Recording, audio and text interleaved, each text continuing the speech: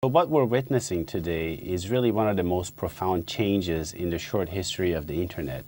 Up until very recently, there was a somewhat artificially imposed restriction to the number of top-level domain names. That's the stuff that comes after the dot, as you mentioned, like .com, .net.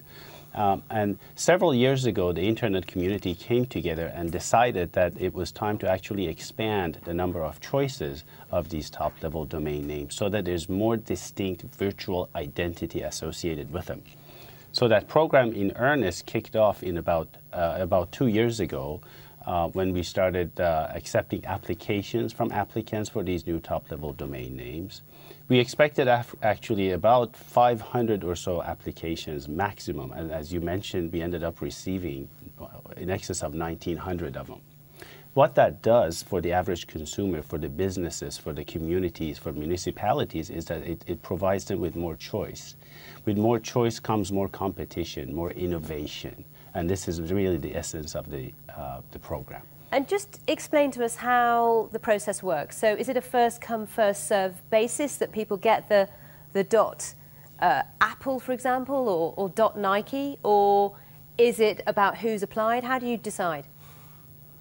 It's actually quite an extensive process. The application process that opened up 2 years ago, within 6 months or so, we received 1,900 applications for 1,300 distinct strings. So that means that some of the strings were applied for by more than one applicant. There's a process in place to actually provide a resolution to the contention that exists there. And then there is provided for applicants with trademark ownership, there is rights protection in there as well, so that their trademarks are also protected. I was just going to ask you about that, because for companies, many are arguing what you're doing by releasing all these new domain names is increasing their costs significantly, because they have to protect and publicize their brand. And it's not just one domain name, is it? They might have to buy several. Well, that could be true for some applicants, but as you can see, the demand for these top-level domain names has far surpassed anybody's expectations and estimates.